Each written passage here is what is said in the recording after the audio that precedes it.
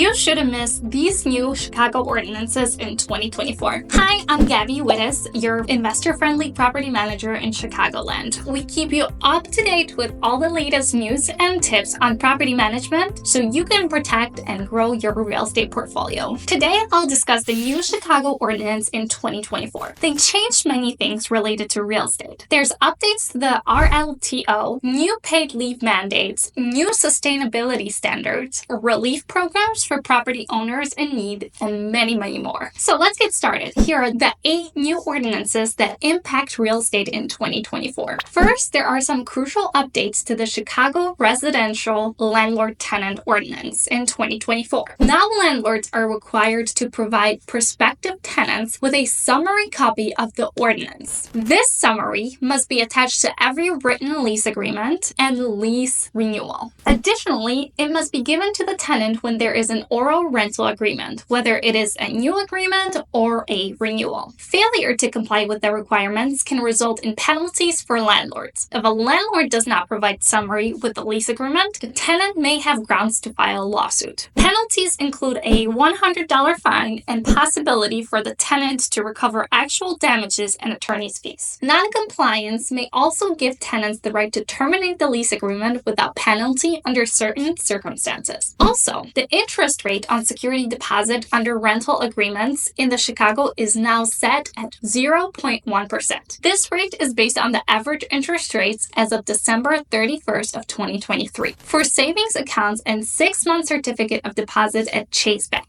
Chase Bank is the commercial bank with the most branches in Chicago, and these rates reflect current market condition. Limitation on fees. There is a new section 5-12-035 in the RLTO outlining limitations on fees. Landlords are now prohibited from charging any fees before tenancy, including application, credit check, or move-in fees, without providing an itemized list of the costs that make up the fee. They cannot charge more than the reasonable cost of these expenses or rename a fee to circumvent this rule. Charges for routine maintenance and upkeep are not allowed. Renaming fees to avoid these rules is prohibited. Any lease provision waiving or limiting this section is unenforceable. Tenants can recover actual damages if a landlord demands prohibited payments. If a landlord tries to enforce a prohibited provision, the tenant may recover 2 months' rent. Violation results in a fine of $200 to $500 per offense. Rental agreements cannot offer discounts for early rent payments exceeding $10 per month for the first $500 of rent and 5% of any amount over $500. And this ordinance will take into effect January 1st of 2025. Now here's another important ordinance related to your rental properties. The Clean and Affordable Buildings Ordinance, which is called the CABO, sets decarbonization measures for newly constructed or majorly renovated buildings in Chicago.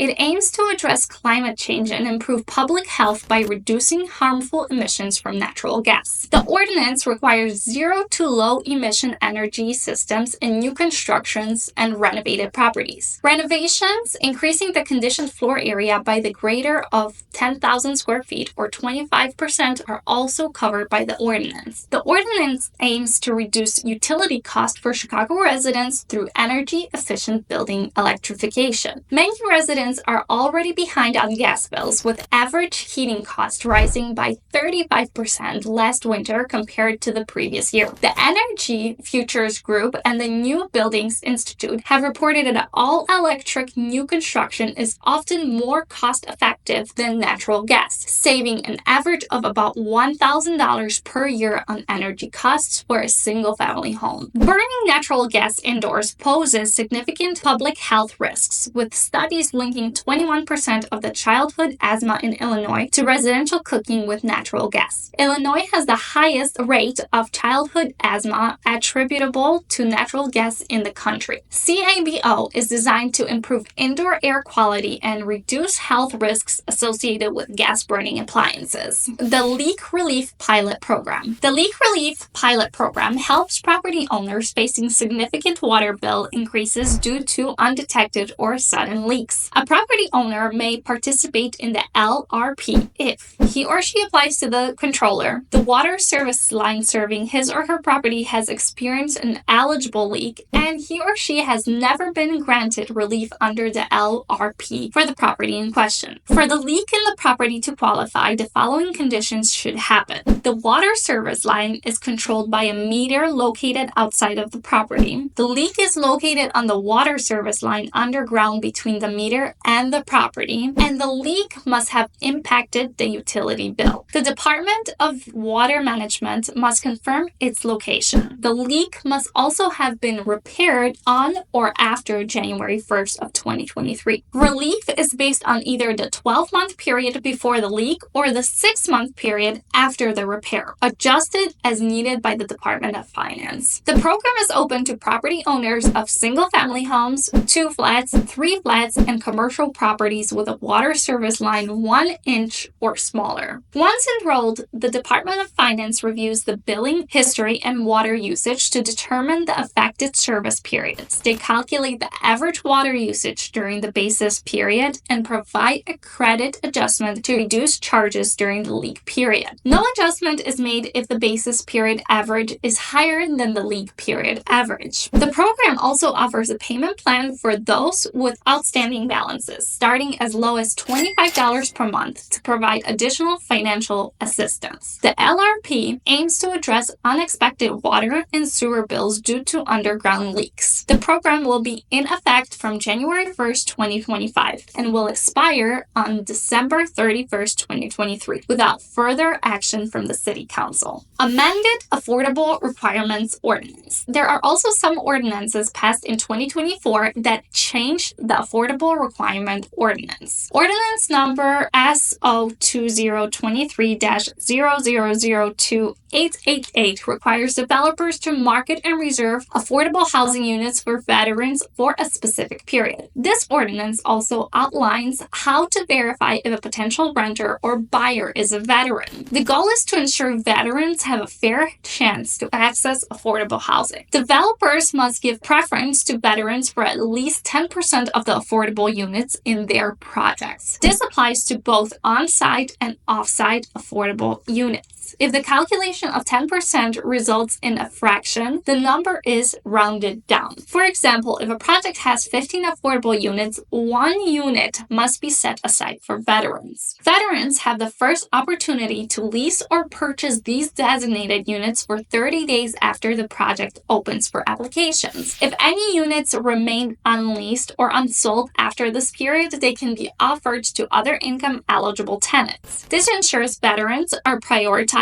but also allows units to be filled if not immediately claimed by veterans. Ordinance number 02024-0008891 sets rules for how many affordable housing units a developer must provide based on the type of project, its location, and the targeted income level. For both rental and owner-occupied projects, developers can offer units at different income levels as long as the average income requirement meets the target level. All income levels should be multiples of 10% of the area median income. For rental projects in downtown, inclusionary, and community preservation areas, 20% of units must be affordable, with an average income level of 60% of the AMI. No affordable unit should be for tenants earning more than 80% of the AMI. If developers need to provide 6 or more affordable units, they can choose additional options to comply with these requirements, as long as they adhere to the 80% AMI cap. The Crackdown on vacant commercial storefronts. Property owners must register their vacant storefronts with the Chicago Department of Buildings. They are required to maintain additional liability insurance and pay $100 registration fee every 6 months. A notice of registration must be posted in a visible area from the street or sidewalk. Owners must cover or remove signage from businesses no longer on site. A commercial storefront is not considered vacant if there is an active remodeling permit or if a permit is under review. Storefronts in habitable conditions that are for sale or rent with visible contact information are also excluded from being classified as vacant. The presence of utility services and for sale or for rent signs are considered when determining vacancy. The ordinance sets minimum standards for the maintenance, insurance, and the registration of the vacant buildings and structures. The exterior must be maintained and outdated signage must be removed or concealed. Interiors must be free of garbage. Vacant storefronts must be secured to prevent unauthorized entry. Vacant buildings must have a working burglar alarm system monitored by a third-party company. The registration sign must display the registration number and contact information for the owner and property manager. Property owners must maintain liability insurance for vacant premises starting 30 days after the property becomes vacant. Insurance policies must provide at least $1 million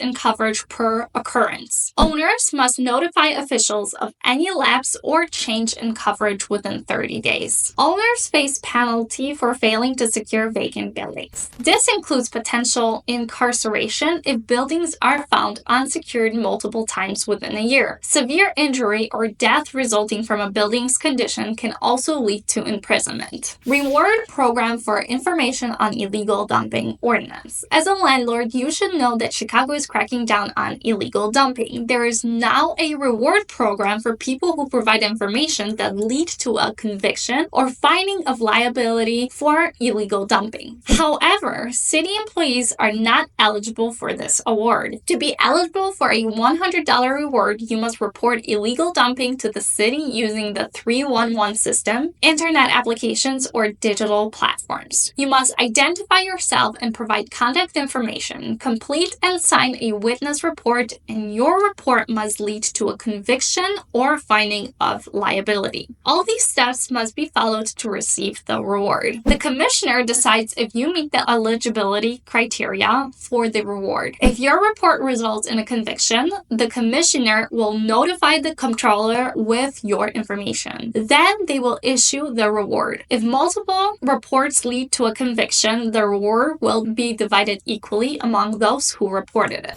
This program aims to reduce illegal dumping and keep Chicago clean. And finally, the new court ruling in favor of Chicago landlords. In November 2023, the 1st District Appellate Court of Illinois made a significant ruling in favor of landlords regarding the Chicago Residential Landlord-Tenant Ordinance. The ruling classified that landlords who do not take security deposit are not required to attach the security deposit interest rate summary to leases. This decision came from the case Huntley versus WPD Management LLC. Section 5-12-170 of the RLTO mandates that landlords include a summary of the security deposit interest rates with every new lease and renewal. However, landlords who didn't take the security deposits were still required to provide the summary. The court ruled that if no security deposit is collected, landlords are not liable for failing to attach the interest rate summary. In that case, John Huntley and others filed class action against WPD Management, claiming a